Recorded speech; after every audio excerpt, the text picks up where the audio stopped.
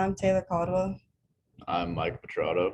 And I'm Cassie Newburn, and our presentation is called John Doe Corrective Exercise Assessment. So John is a 19-year-old male student at Grand Canyon University. He doesn't have a job because he is dedicated to being a full-time student. He does participate in intramural slow pitch softball.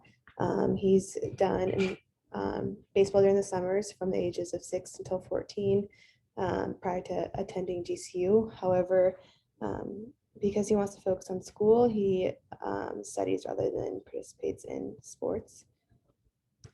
We gave him a PAR-Q, which is a health risk assessment, and based off of all of his answers, he has no family history of any major medical issues or any prior injuries or surgeries that we need to worry about. So the static posture analysis was the first thing we had done. And looking at the static analysis, it shows that John Doe has the upper cross syndrome based off of his forward head tilts and rounded shoulders. This could be due to just being a college student, sitting for long hours times during lecture hall, or sitting for long hours while performing and doing homework. Some of the major muscles that could be tight are the pectoralis major and minor, the teres major or the scalenes. Some muscles that could be weak are the rhomboids, teres minor, lower trapezius. Although his upper body does have the upper cross syndrome, his lower body looks to be somewhat all right. His ankles are not flattened or externally rotated. His knees are in line with his toes and aren't abducted or adducted in any way, and his pelvis is in a neutral position. So what we're just looking at right now is mainly his upper body.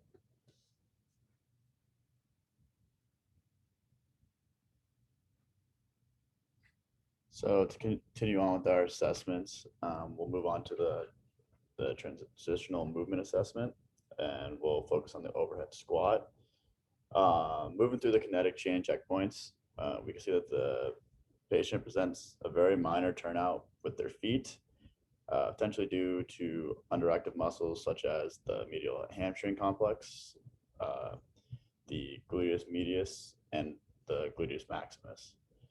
The feet don't appear to flatten while conducting the overhead squat. However, the patient was wearing shoes, so it is a little difficult to tell. But we are able to see that the heels do not appear to rise while squatting is being conducted. The knees don't appear to move inward.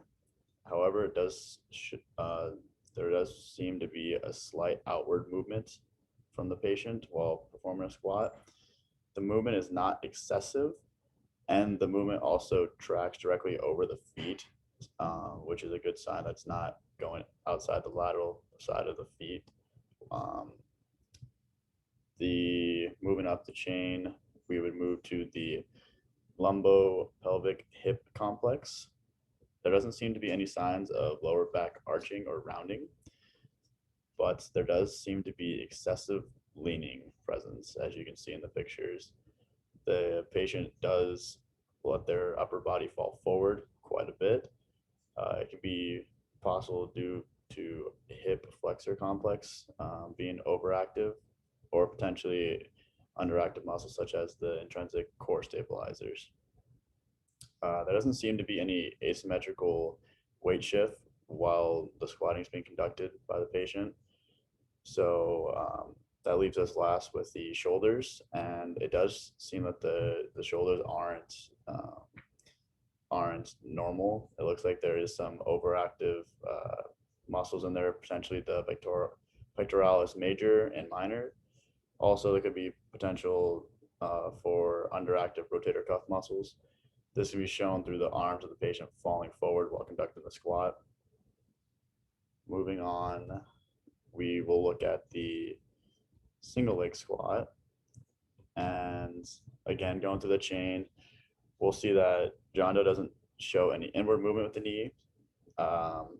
Their LPHC looks pretty good for the most part. but there is a slight hip hike in the patient. Um, the patient was conducting the movement with their right leg as their stance leg, meaning that the quadratus lumborum of their left leg could be overactive. Additionally, it could mean that the uh, muscles of the adductor complex and gluteus medius of their right leg, which would be their stance leg, could be underactive.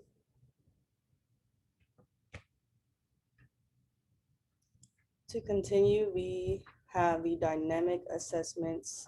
First is the gait analysis. I'll just play the video really quick. We have the anterior, lateral, and posterior view all in one. So based on the video, from the anterior view, there is no compensation such as the feet flattening or knees collapsing inward. For the lateral view, we can observe the client's rounded shoulders and forward head tilt. However, there is no arc in the lower back. From the posterior view, there are no observable compensations such as the feet turning out or excessive pelvic rotation, nor is there any hip hike observed during the walk. Next, we have the push-up assessment. I'll play this video.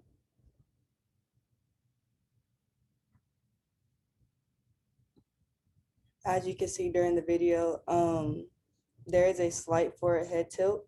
However, there are no compensations involving the lower back or shoulders. The cervical spine compensation can be due to overactive muscles, including the upper trapezius, sternocleidomastoid, or levator scapulae, and underactive muscles can include the deep cervical flexors. And that is all for the presentation.